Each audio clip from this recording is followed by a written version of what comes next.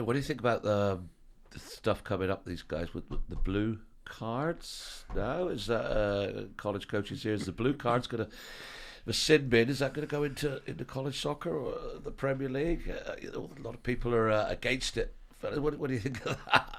I'm going to be in trouble. Definitely. Blue cards. What are we? Yeah. It's very interesting.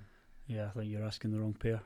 Well, yeah, for that and players, sin bins, whatever, I mean, I think it's going to take a lot of persuading to try and get that over the the hill, right? I think in the college game you've got a lot of officials that are getting a lot of support right now. So if we just start adding another card in there, the control becomes a little bit overpowering. Yeah. Well, plus with the college coaches, so many rules as well, right? Exactly. You got to follow it all, this kind of thing, and the paperwork and everything else. Everything else that goes with it, and then you go a referee. He's got a decision now. They've already got 3 players off. Does he add a 4th player off? Right. Now it's and then the substitution rules as well, and whatever. So, I don't know if it's going to come all the way down to us, but the Premier League and everything else. So, looked like Arsenal put some goals away this morning, I see.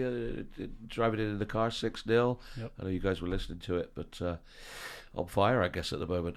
Yeah, play good stuff. Yeah. Scoring goals, not conceding goals. Yeah, good. Well, anyway, we'll get going, guys. Great to see yourselves coming in to visit here today. My name's Steve Gummer. This is Verbally Committed, our podcast. We are welcoming today from the mountain areas of North Carolina. We have Mick Giordano from UNC Asheville and Gregg Munn from Mars Hill. Neighbours up there. How far are you apart? Universities, what are we about? 10? Yeah, 10 university's miles? probably 10, 15 minutes. Yeah. And then we live, 15, 20 minutes away from each other. Not too far. Not too far. Well, anyway, let's kick it off here. Mick, I'll start with you. 5th season here at UNC Asheville. Tell us most important thing you've learned in those 5 seasons as being the head coach of your old alma mater.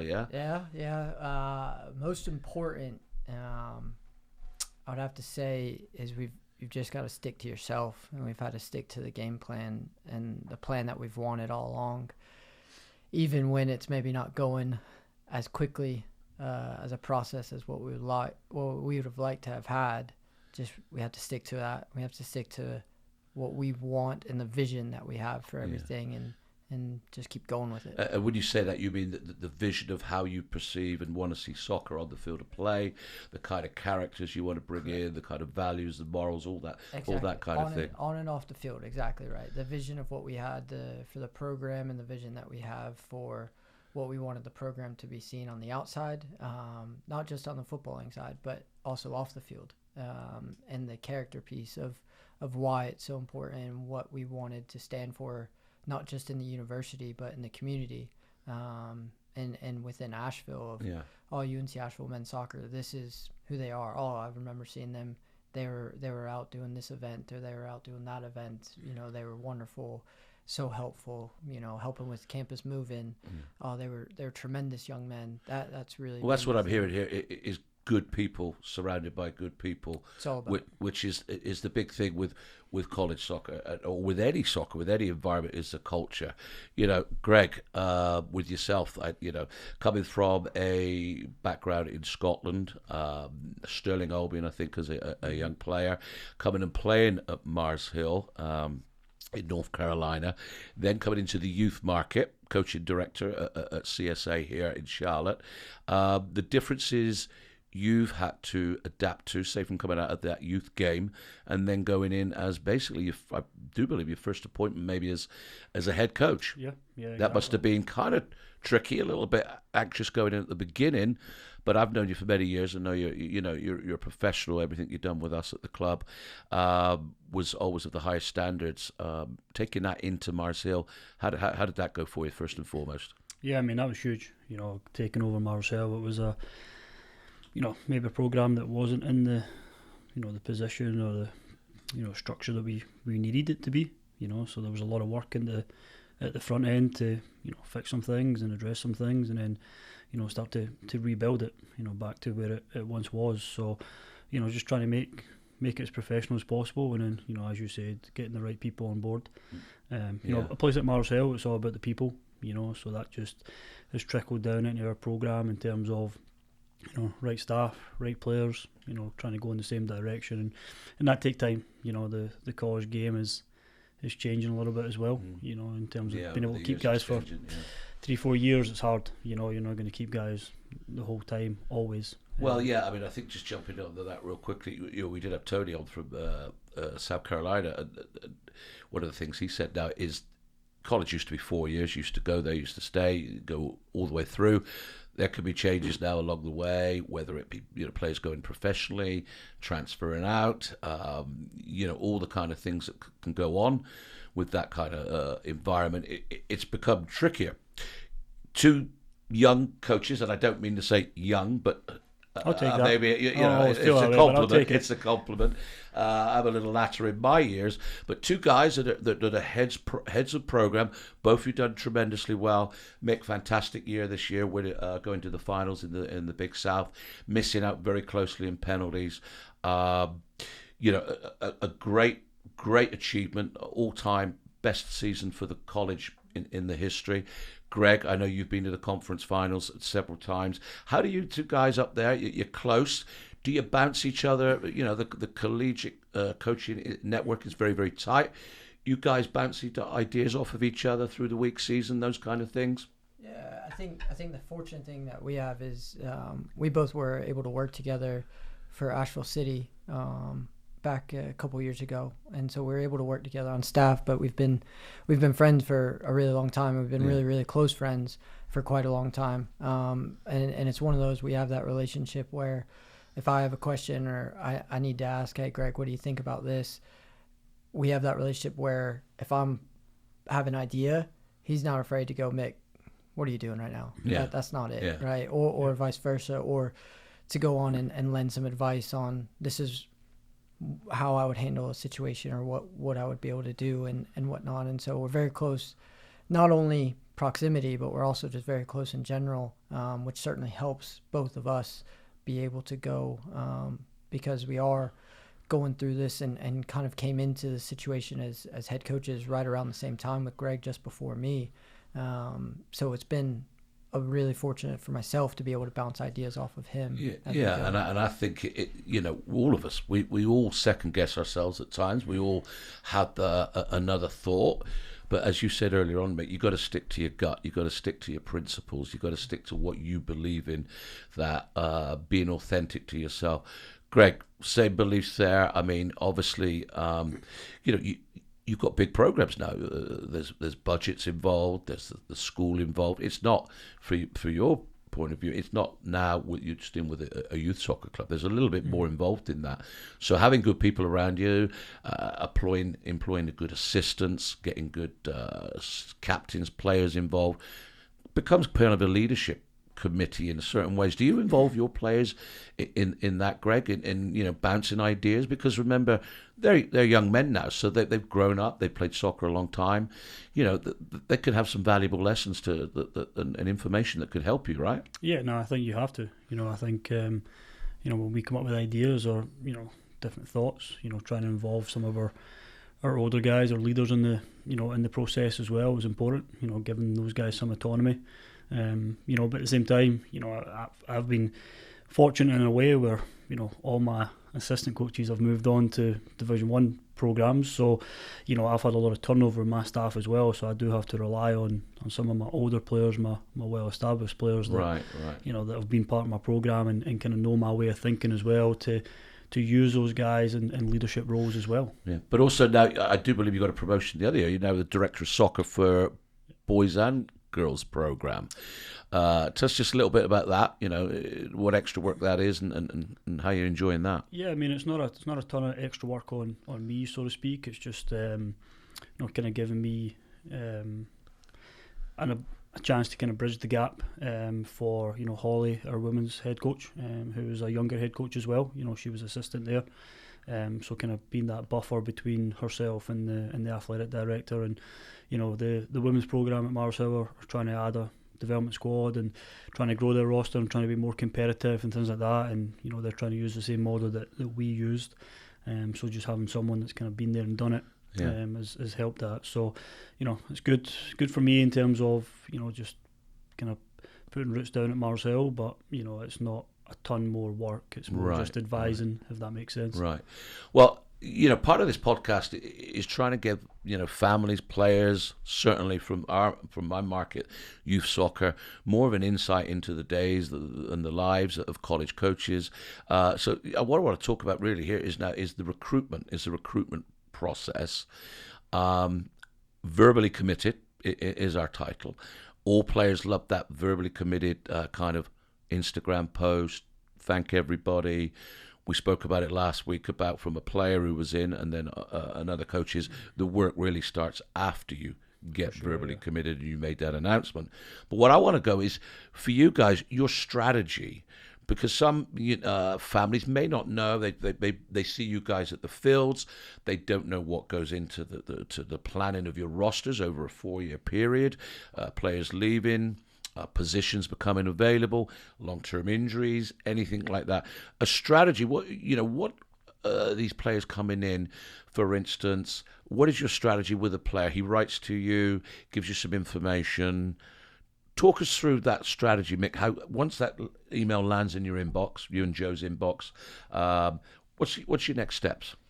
I think the big things are just looking at as Joe and I are going, and as we're trying to plan out what it looks like and what we're trying to fit and what we're trying to have for our recruiting. It's making sure that we're hitting specific needs, and it's always going to be, as Greg had touched on, it's not always the days where you definitely have someone for 4 years.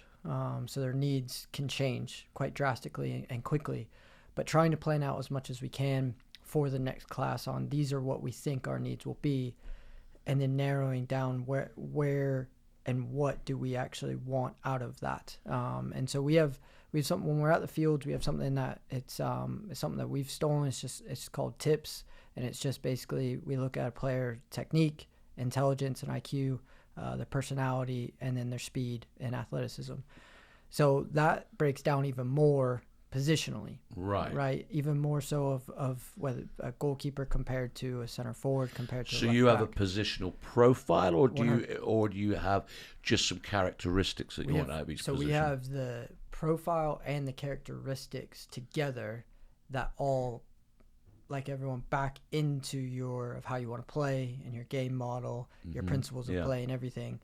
So we look immediately when that email comes in. We look immediately on, okay, how do they fit? What's their grad year, right? Naturally, we need to make sure we know, okay, what does that look like?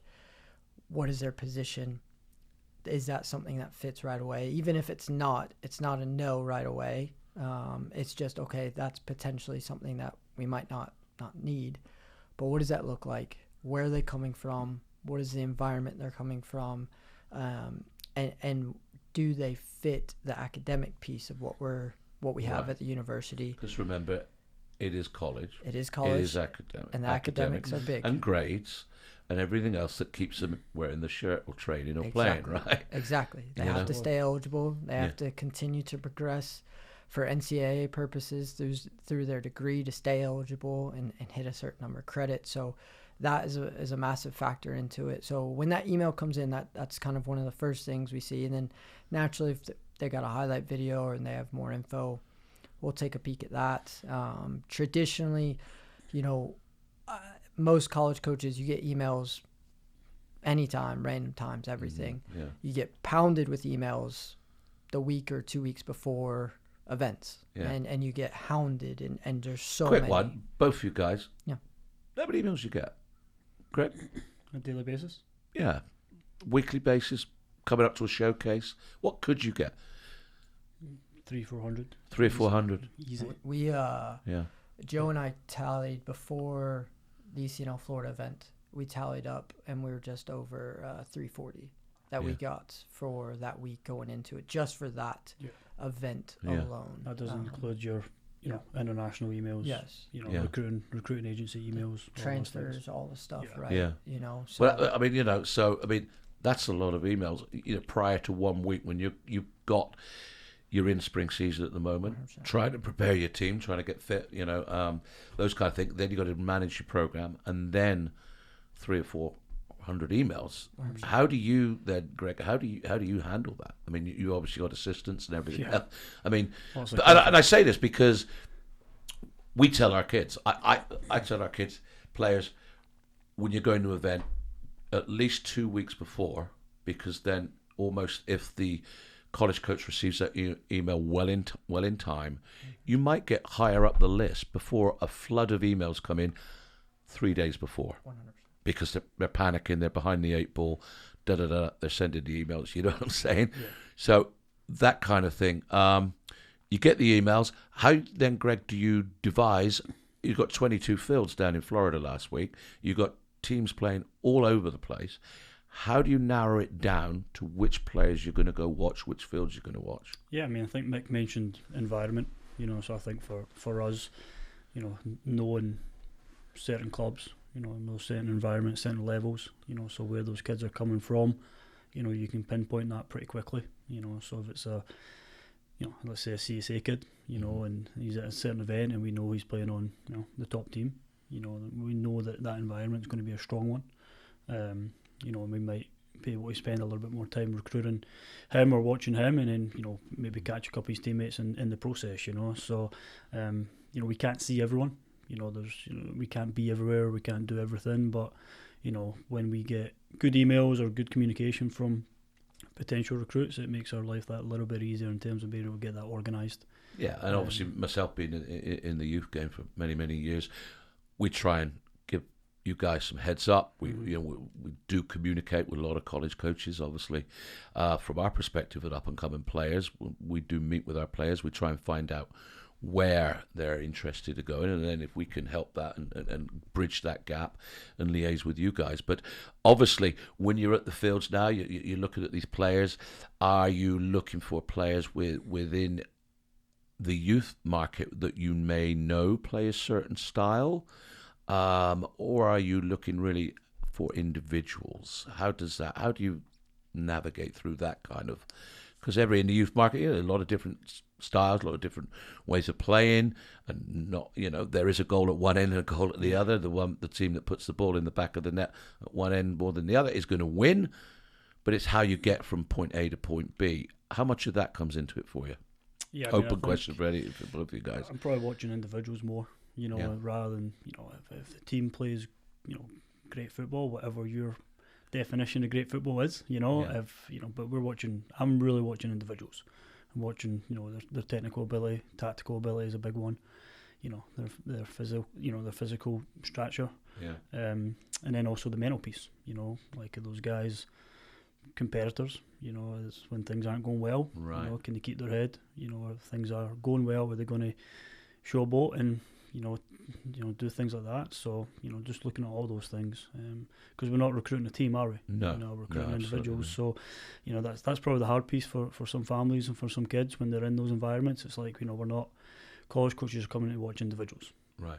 What I always tell our players, Mick, is that if you're winning 5-0, everybody's going to look good, right? Mm-hmm. But how do you react if you just go 1-0 down? And how do you get back in the game as an individual? How do you step it up? Are you going to just take it? Are you going to G up the rest of the team? You're going to be a leader? Are you going to work a little harder? And also, how much do you look for players, what they're doing when they don't have the ball, when their team doesn't have the ball, out of possession? It's a massive piece. It is. And it's one where right now, without the ball has become a bigger and more impactful side of the game, right? Especially at the college level. So we're looking at not just what individuals want to do on the ball and what they may or may not do with the technique or their IQ, but like what is going on around them, right? And I think the biggest thing I was taught as a player was there are so many coaches that will get on the individual that's giving the ball away. But if he's giving the ball away trying to do the correct thing, and teammates aren't moving for him or teammates aren't doing the correct thing, then you shouldn't be getting on the individual with the ball. You can maybe help their decision making, but it's now looking at, well, what is his teammates doing to try and help? And that was the biggest thing I was taught as a player and as a young coach from my dad about it. He's like, you need to make sure you're coaching off the ball. So we're looking a lot at what's going on off the ball. And again, position specific. A goalkeeper, for instance, off the ball, how's their communication? Are they connected to their back line? Are they connected to their center halves? Are they connected to everyone communicating and making sure it's organized in case a moment does occur that they've given the ball away? And then now they've given the ball away. Okay, what is that for us? What does that counter press moment look like? What do the reactions look like to try and win so the much ball of the back? game is now counter-attacking, and you sit in, and then you win it, and then you're up against. So it's the focus piece. It's the staying engaged. It's checking your shoulders. It's watching runners, doing all the things, the dirty work that but is part of the game. And some teams don't like having the ball. 100%. They want the other team to have the ball and be very, very organised, but very, very quick, effective on the counter. With that in mind, Greg, talk to me about, say, then the tactical side of it. When maybe you have some in Division 2 environment and in Division 1. Now, there are a lot of international players. You have some international players. I know you have a couple of good lads from Denmark, I think Sweden, those kind of areas. The tactical piece, trying to mesh the two together. How are your international boys coming in tactically? Are they on a certain level? How do you find that? Yeah, I think it's a blend. You're bringing a lot of different cultures and styles of play or beliefs together. So at least for us, we I talk about our identity as a team first of all. So how we want to be portrayed, or how we want to try and go about our business, and then try and blend that together. And just having a pretty clear idea of how we want to play, in and out of possession.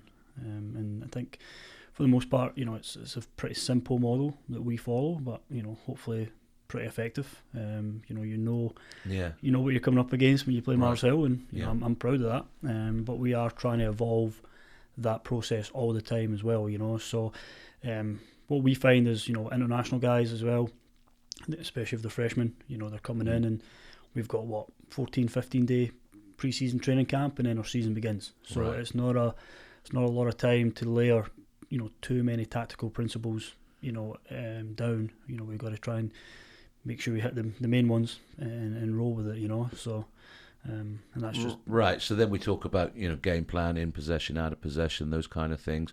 And we spoke in a previous edition about game models, principles, style of play. You're in the results business. Realistically, it's making those playoffs. It's going to the tournament. But you can marry the two together if your recruitment is right and if you want to adhere to your principles. And I think, watching you two guys, and I've seen development, in both of your programs from afar, and I think it is clear and evident. And I think that, with the success that you had, Greg, and certainly this year, Mick, with you, that they're embedded, those principles. The formation may change, the kind of formation, the roles, but the principles are the same. It's still, for me, both of you guys, it's about playing soccer and passing and moving, being dynamic, but being organised at the back. Talk to us about how you really stick to those things. Yeah, I think you hit on it first. The biggest thing is recruitment, right? You can't do anything without players, and in the college game even more so. You can be the best coach out there, but you've got to play a game every 3 days in the college season. Yeah. And in our region, Division 1, Division 2, Division 3, NAI, JUCO, our region, Southeast, is, again, I'm very biased, but I'm going to say it's the best in the country. I mean, the conference that Greg plays in is the best, if not the second best. Exactly. Yeah, for people right? listening, the best in the entire Division 2. Like, it's one of those where you have to have recruitment correct. And again, recruitment comes into all different fashions and looks at different things, not just your football side of it, but character and whatnot. But when you can be able to marry all of those things in together, and then you have the correct character piece, you now start to how many people do you think, players you look at for, say, one incoming class, both of you guys? Now, that would determine on how many leave in the season before. How many players do you think you actually watch over, say, when you think about players coming into their recruitment process? Maybe their sophomore year, at tail end of their sophomore year, beginning of the junior year. Obviously, you can contact players I think, is it the 15th of June or the June coming into their junior year. Mm-hmm. Over that period of when that junior hits that 15th of June, whatever it is, how many players you actually think go on your radar? Because I think this is interesting for people that are listening, because there are so many players out there. This is a massive country. Depending where you kind of, locally in domestic players you kind of pull from, you pull from all over, certainly the eastern seaboard and across the country. How many players do you think you actually cast eyes on that you're interested in? That, they talk about the college board up in your office, and you have right back, and they might have 6 right backs listed, and then all of a sudden a college down the street has 8 right backs listed, but this player could be on 12 boards across the country. Then one drops, then there's another player, and it's accumulation. How do you get that guy with the amount of players? It's one where Joe being very young and sophisticated in the technology side of it, we've got a Google Doc. He did teach him that before he came. So he's got a Google Doc for us, and right now there's just shy of about 75 names for the 2024 class. Even though we've finished 75 names. That's 2024. The 2025s would probably have about 115 names on there right now. You the same, Greg? Yes and no. We have a developmental roster here as well. Right, so okay. Our number and squad size a bit larger. So we got to cast a little bit of a wider net, at times, and guys will fall under, probably 3 categories. Guys that could be maybe immediate first team contributors, guys that probably development and maybe need a year or 2, and then guys that are in the bubble. That may go either way depending on how well prepared they come in and just kind of where they're at in their development phase as well. So we speak to a lot. We speak to a lot. I think the key for me is, especially domestic guys, is how many of those, let's just say 2024s, have I spoken to on the phone. Right. So it's not about, we could sit and email all day long, but I'd rather pick the phone up pretty early in the recruiting process and have a conversation, and at that point I get a bit better idea in terms of the type of character they are, how switched on they are, how much thought they've actually put into the process, because I'm sure we'll get to that here in a minute, and then that gives me an idea in terms of, is this a kid that I want to chase a little bit harder? Yeah. So 75 names, probably bringing in 10, 6 max, 8, maybe 6 to 8. Yeah, 6 to 8 around there to try and balance out classes and balance out what you have internally. Of course, you've got the transfer side of it and the different levels of what that looks like. And I think Greg just said it best. You've got your different tiers within that board on, okay, who are the ones that we're very, very serious with? Well, Greg, and a lot of schools, as you mentioned, have developmental squads. Mm-hmm. That's predominantly more in the Division 2 environment. Couple maybe D1 teams are doing it. Yeah. How does that really help you, Greg? Because you can have players come in now and they can, they're coming in early, freshmen. The biggest thing with a freshman coming in, is we tell it all the time, is, hey, you're going to have to be patient. You have to go in, learn the ropes. Tony said about it in the last edition, was that you have to go in, learn the ropes, get into the culture, absorb the culture, become a good teammate, get value from everybody within the group.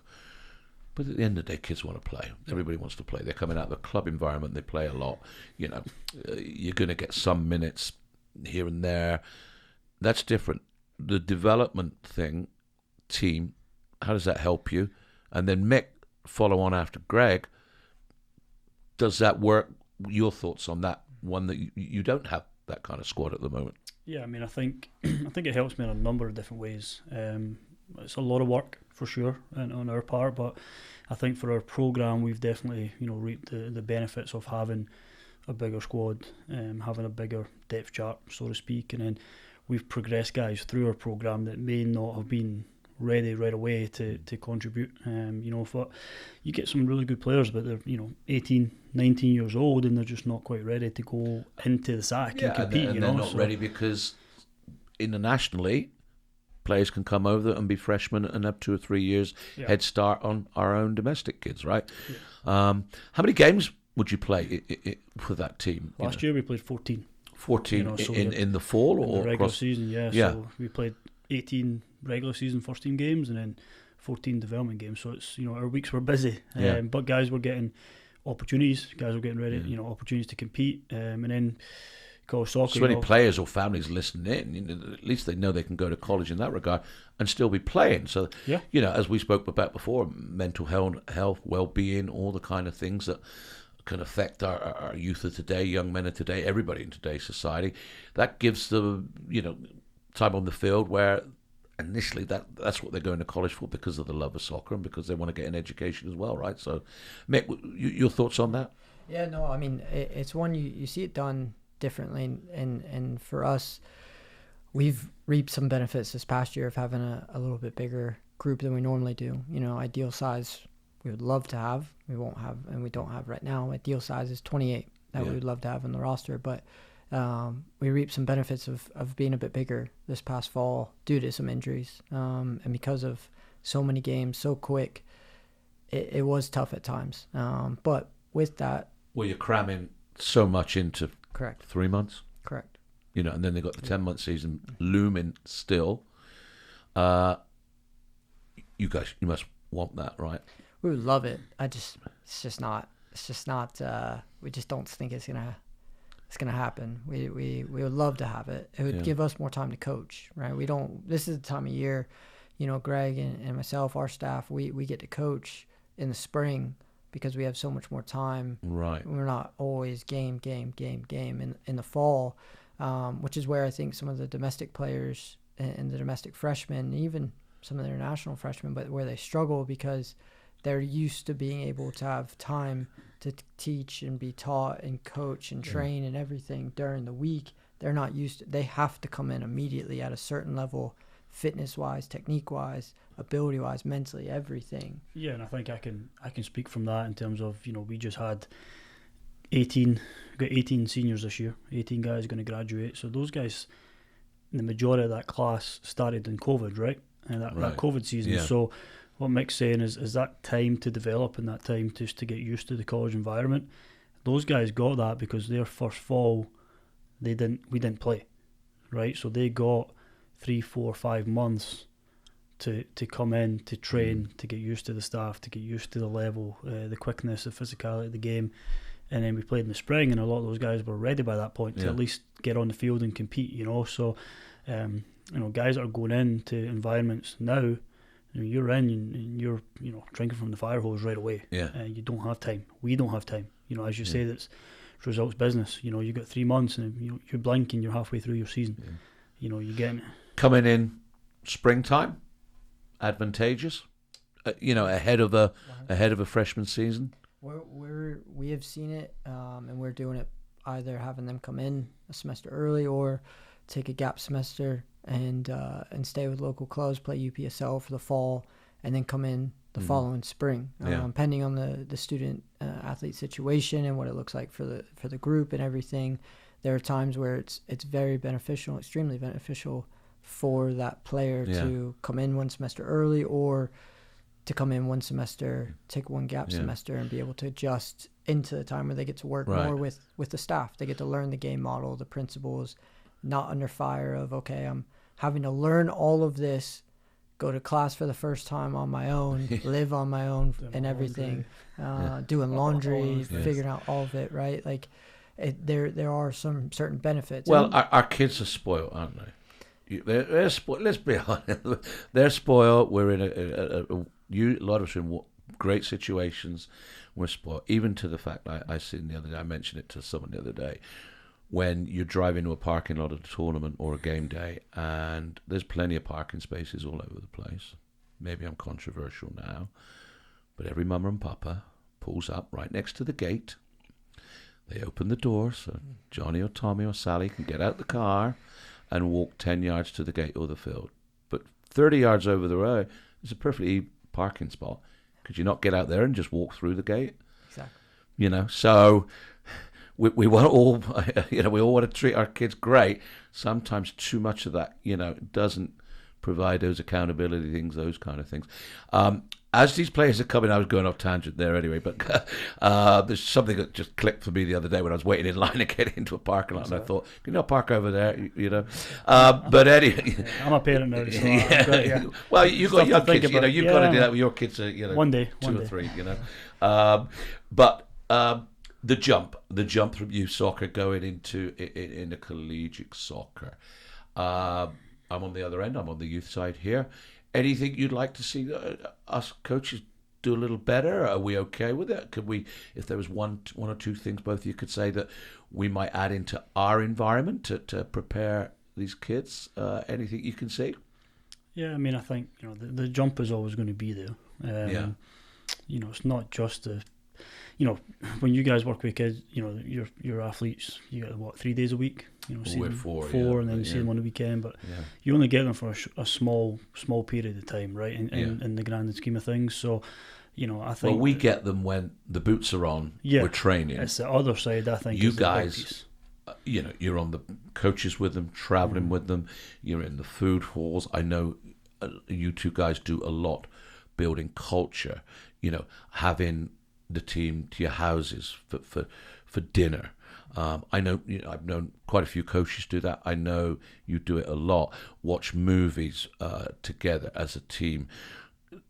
Talk to us about then the culture of building it off the field with activity. I know you both do community work, you know, painting houses, helping charities, those kind of thing. That's giving back. But again, the teams are together, the bonds the coaches are together. That has to go along with, because everybody loves the banter. We're all in soccer. It builds relationships. You can joke around. You can have fun. 100%. That's big, right? You said it best. You just said it. Relationships. That's the most important thing. Yeah. Right. It's the most important thing behind it. And we look at some non-negotiables with a few things and that kind of fits the character side of it. And those 3 non-negotiables. As long as they're good and they're sorted, then we know we've found the correct human behind it, and also understanding what are balance. Those non-negotiables? So the first one is hate to sound like performance. High performance podcast. No, so Mick, tell me your 3. Yes. So our 3 are always be authentic and honest. Right. It's whether you make a mistake, just be honest about it, right? Be authentic to who you are, and it goes for the staff as well. Just be able to make sure you are doing that. Second is doing the basics at an elite or an excellent or world-class level, right? We understand we don't want anyone to have to try and be someone they're not, but all of us can do the basics, and all of us can do the foundational things, not just football-wise, but as a human, to be a good person. And then the last one for us, which is the biggest one, and really the biggest one when it goes off the field, more than even on the field, always the team first. It's always the team first behind it. Naturally, yes, it comes into the field, of course, but it's, especially at the college level, away from the field, away your actions that could affect the team or the team's image. And so as long as those 3 things are checked off, and again, we're dealing with 18 to 22-year-olds. They're going to make mistakes. We have to be able to help them grow as young men. And as long as those mistakes aren't repetitive and it's not a daily or weekly type thing, hopefully as we go, it's not even a monthly type thing, then we know we're in the correct situation with that individual. But that starts early, and that starts with us being able to talk to you all, talk to their club coaches, their club directors, seeing how they interact with their teammates, with their parents, you know, seeing those certain things. Is mom having to run and get water or Gatorade or whatever because the kid's forgotten it, or whatever. Is the kid yelling at mom after a game, or you know, straight on headphones and just ignoring their family right after a game, who've maybe they've just come and they've just supported them, but how are they interacting with those things? We're looking at all of that, right? And I think as it goes for the club side of it, and why sometimes it's such a big jump, is because it's now these young men the first time on their own completely, and on their own allowed to make their own decisions. And potentially they were not allowed to, or they were allowed to make their own decisions but always had a catch. They always had someone to be able to catch them. But now at the college level, they don't have mom or dad. They don't have family to always be there to catch them. They should have their teammates. They should have their coaching staff and whatnot. But if they're making the wrong decisions, mom and dad can't bail them out of it. Right. Now they've got to be able to go. And I think that's where the big jump naturally, where it always will be. But again, if you can be able to spend time, you can be able to have those relationships, you can come together and it's painted out there on this is what it looks like. Here are non-negotiables. Here's what we have to do as a group. All of us, staff, players, everyone together on that. Yeah. Perfect. And then if we go against that, then you have to understand there's going to be potentially consequences or conversations on how we fix and how we continue to be able to be better in that. Yeah. I kind of do some of the practice where if someone's into the huddle late or not done it, I'd always go, hey, you can have Tom over there do 40 push-ups, or you can split it and all do 8 each. And then you look around and you think, oh, give him 50, give him 50, give him 50. And then they think about it. It's a little bit loaded question. Yep. Let's all do 8. And then the team. Greg, I know you hold players accountable, you hold yourself accountable, very professional in everything you do. Same up at Mars Hill. You guys are kind of similar, I think, in the way that you're very, very organized, very strategic, planning and having a schedule and organization of a periodization, some things like that along the way, keeping everybody on board. They need that structure, right? Yeah, I definitely think they need the structure. I think, as Mick said, a couple of mine is definitely the hard work, making sure that guys are giving them, giving 100%, and that's not just on the field, that's, weight room, coming in and over the summer, conditioned and prepared in the classroom, community service, just making sure that they're giving 100% to themselves and then to our programme, because, as Mick alluded to, it's not just them as individuals anymore.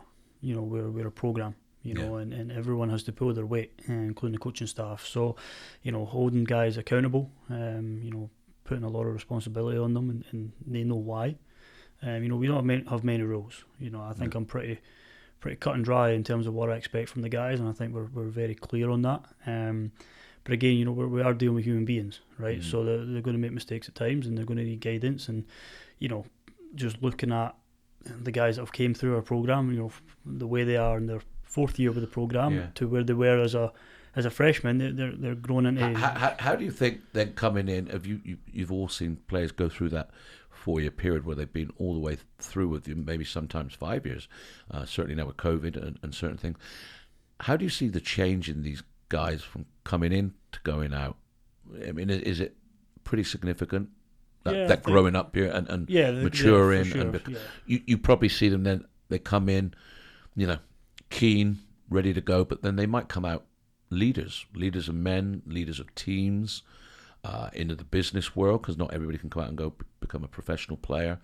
That 4-year period, Greg, what does it teach them when they come out the other side and they're ready for the big world? Yeah, I mean, I think let's look at the accountability piece, right? Just holding them accountable, making sure that they're giving everything every day, both on and off the field. Like, I talk to them all the time, like, I expect you guys to be on time. I expect you guys to wear the correct gear. I expect you guys to communicate. Mm-hmm. There's certain things that we are going to ask of you guys and demand from you guys, but at the same time, like, understand that one day your boss is going to demand from you guys. And if you can't, understand that and you can't follow through with that, you might not have that job much longer, right? So, it's a huge learning phase for these guys as well, which is important. Again, like, we all want to win games, we all want to try and win championships. We get that, but at the same time, for me, a big part of that is, can our guys leave our program and be able to kick on, and whatever they do, whether that be, their job, whether they want to go into grad school, whether they're good enough or have the opportunity to become a professional, who knows. But they'll also maybe become fathers and husbands one day as well, right? So, just trying to make sure that we're pushing these guys the right way. I'm hard on my guys, I'm demanding of my guys, just like I am of myself, but I love them to death, and sometimes they don't always see it that way, but we want the best for them, and how we can. I think they all do. Looking back, everybody kind of looks back and says, you know what, he might have been hard, he might have been, but he was fair. was candid, was honest, but then that breeds respect. Do you know what I mean? If you just let people slide, or you don't push them, because all people need to be pushed at times. They need to go through that bit of struggle to get out the other side, and they need a little push to get them over certain things. That can also be tough at the time, but looking back, you can't get that time back, can you? Once you've done it, you know. Exactly. Yeah. Exactly. Recruitment, again, big part of it is camps. I know, guys, you run camps and those kind of thing. A lot of players attend camps, come to camps, looking for that, the golden nugget to be, recognised at a camp, and then to move forward with that. How much of your recruitment is done at camps? I don't have a number percentage, but a decent amount.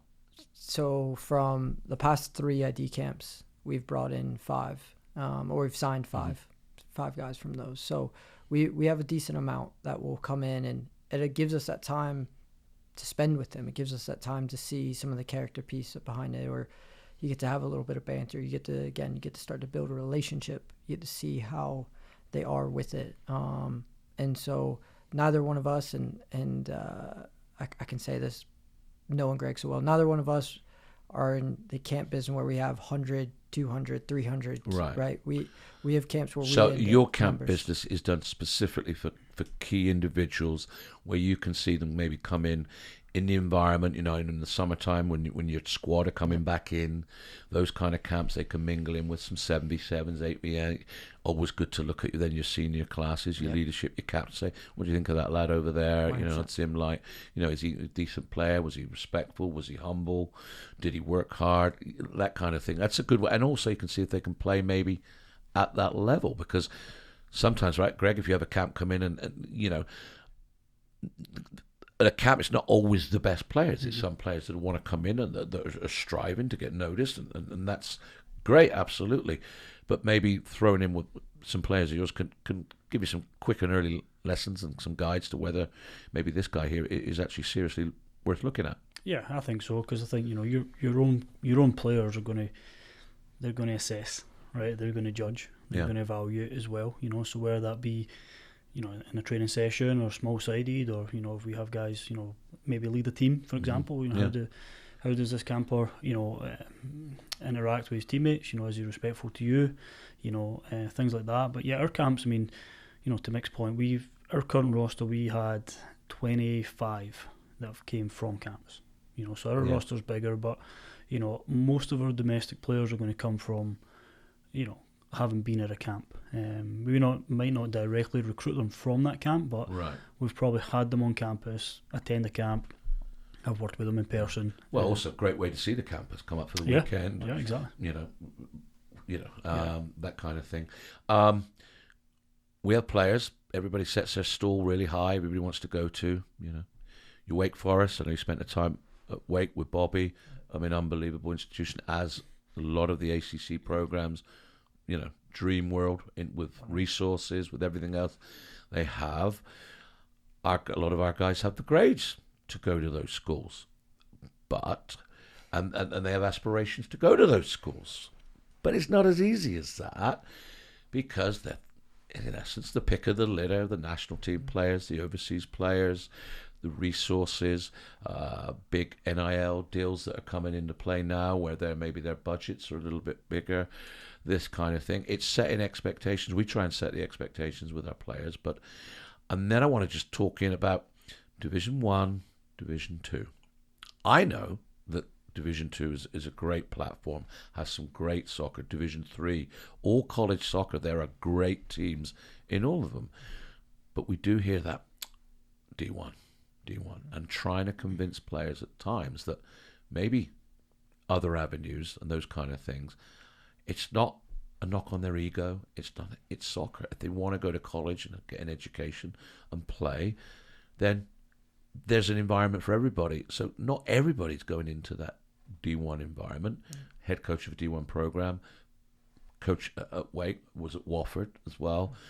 Greg, your environment, I've seen some great D2 schools. Wingate, yourself, Coker, Francis Marion around this area. Some really good soccer played. You guys play each other every year, and maybe friendlies as well. I mean, I think we have to drop that facade that everybody's going to go D1 when there's some really, really good soccer across the board. D2 coach, tell us.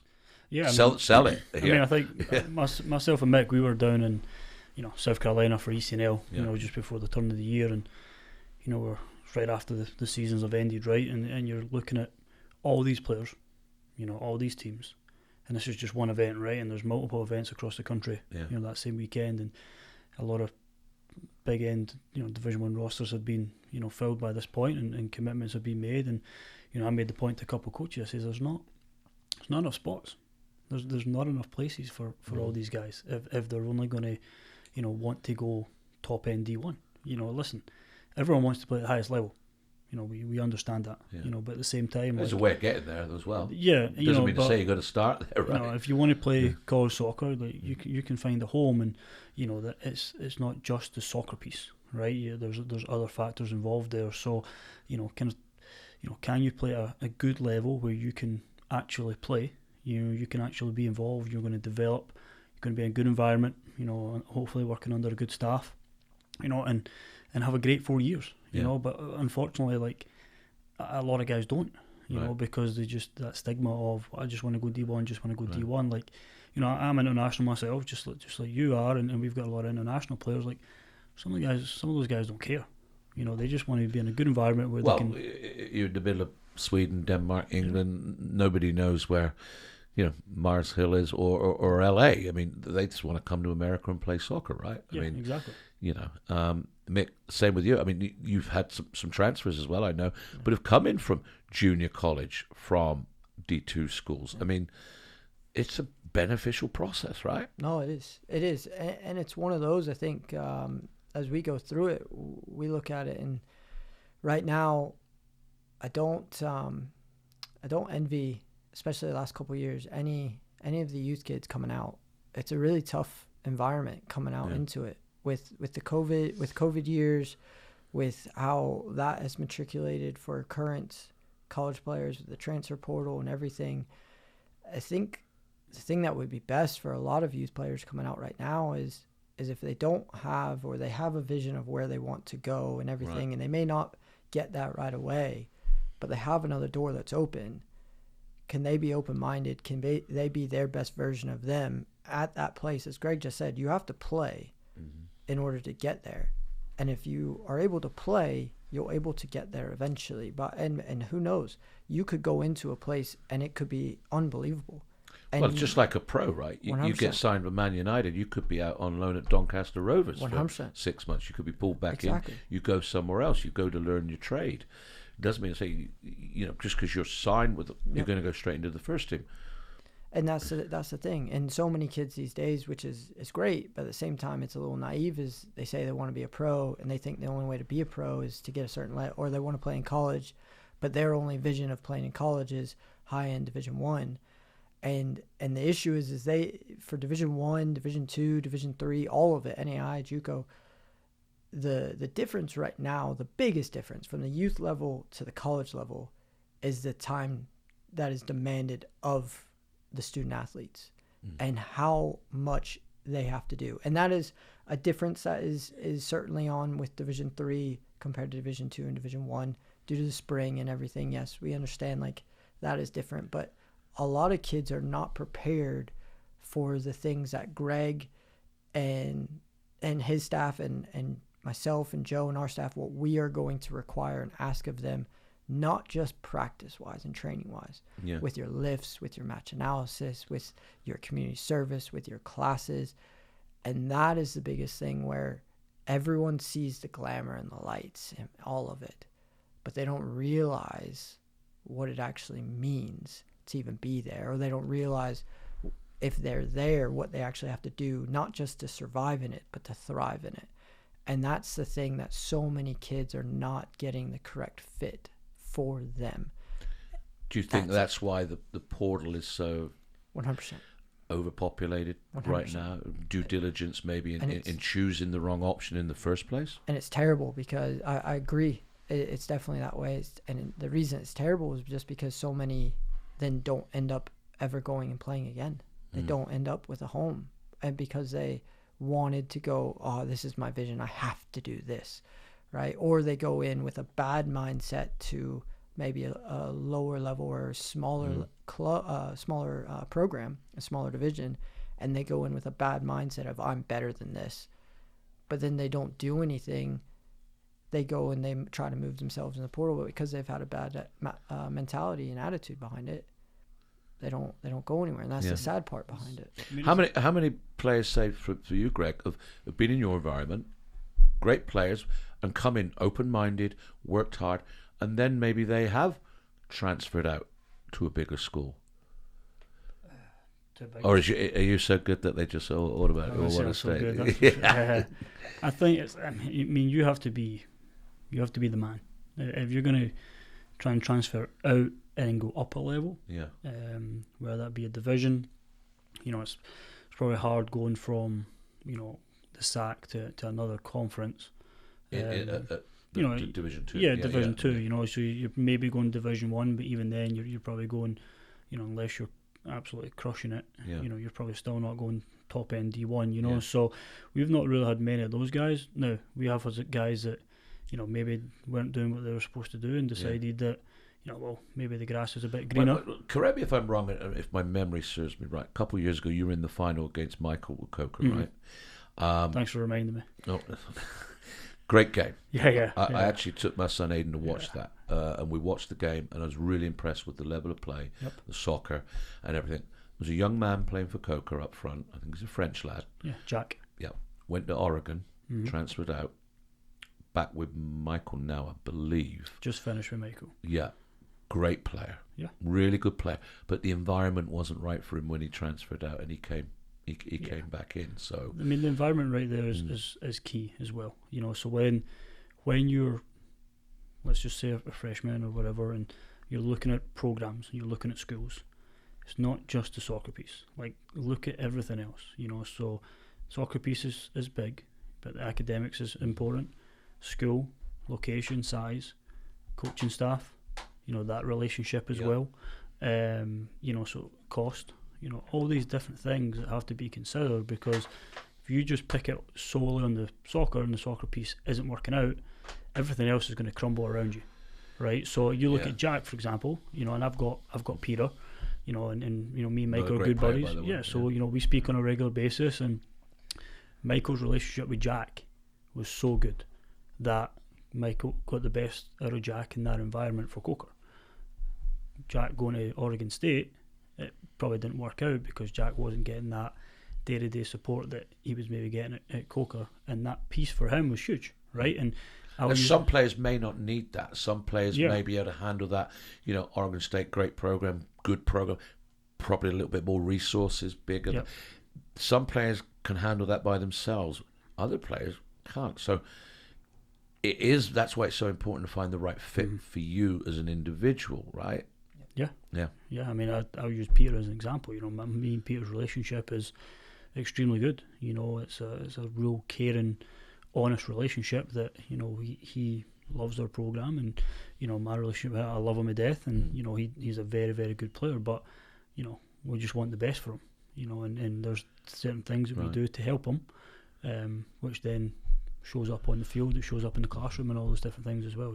Yeah, and then jumping back into culture again, Mick, it's just like, even though if you're around those like-minded people in a squad, big squad, college squads, 28 as you say, maybe 30, 34, if you're with people that have the same interests as you're with people that think like you're all soccer players. We talk about the love of soccer. We were talking earlier on about the games this weekend in the Premier League, wherever, in the national games. We're out watching a youth game here at Charlotte FC. It's that love that can keep that bond together, and you're with people with the same values, goals, habits, structure, that you become best friends for life. Both of you guys played at the schools you're coaching at. You must have great alumni, friends, that family kind of feel for both of your programs here right now. And that, I think that when people say, while I'm going to transfer, I'm going to do this. I'm not so sure if this is for me. It's a great environment, that college life. You don't have to work for 4 years, right? You're getting an education. You could have to be, I'd say, in my neck, you could be out, construction down a mine, a milkman, whatever. You could be having. Let's put it on. You have to be working for a living. Yeah. This doesn't allow you to work. You're working on something you love to do, but there is that commitment and accountability. But being around those kind of people helps and molds men 100%. And young ladies and women in the women's side as well. Correct. 100%. It's so important. It's so important. It's what it's all about. I mean, Greg hit it best just now. It's about. It's not all the grass isn't always greener, and appreciate the environment that you get and appreciate the relationships that you hopefully build, and that's what you should be looking for from both sides. Success in any manner is going to take time. You're going to have to work for it. I mean, Tony mentioned it last week, right? So, if you've got a class that come in and you're excited about that class, and maybe you don't quite get the results that year that you want, you might have done a lot of the right things and a lot of good things, but again, you're not guaranteed to win every game. It's just not how our sport works. Right. But if guys quickly want to jump ship because it's not instant success, well, you're not going to be able to build anything, right? So why don't be part of the process and help us get this program or help us get this team to where we want it to be? And that's my message a lot to the guys. Well, listen, everybody, you can't all go to a school that's going to win a national champion. And college soccer and going to college and playing soccer is not about being a national champion. That's a caveat that you can get if you go to a program that have a great run, or obviously very good programs as well. But anyone can do it if they get into that tournament. If you can get into the tournament, you have the team that can do it. You have the commitment, you have the work ethic, and you have the bond and the culture. Again, you're 4 games, 6 games away from being a national champion. Yeah, absolutely. So not everybody, and so it's not really the reason to go to college to play soccer. I want to be on the national championship winning team. Do you know what I mean? Yeah. That locker room, for example, having the right characters, the right people in that locker room is huge. If you have guys that you can go to bat with and are going to be giving everything, those relationships and those will build over time. And 20 years from now, 25 years from now, you'll know that these guys gave everything for the same program. If it's a superficial, culture, then that's not going to last and it's not going to give you any success. So again, it goes back to the recruiting piece, right? Trying to bring in the right type of people. Having a strong locker room with like-minded individuals. And I think it's part of our job as well as coaches to be clear on what that looks like. Yeah. And I think that's something that I do speak. My ID camps, I speak to the parents, and I'm pretty honest, maybe too honest at times, but I'm like, this is what to expect, and this is why. If you're okay with that, clear expectations moving forward. See what you get. Good. Best bit of advice you could give anybody now that is verbally committed to any school as an incoming freshman? We ask that question every time from you guys, so these fellas know, boys, girls know, and it may be different for different colleges, different coaches. What's your advice once they've signed that? The Instagram post has gone out there. Want to thank everybody. Great, looking forward to it. What's your best bit of advice? I say, let go of what you've done before, because it doesn't always translate. It doesn't really matter. It's about the work that you're about to put in now, and I mean now, like yesterday. Like you got to come in ready to go. Yeah. So congratulations. You're only judged on your last game. Congratulations. You're going to X, Y, or Z, but the work should have already started. Don't be comfortable. Yeah. Like, be ready to be challenged in so many different ways.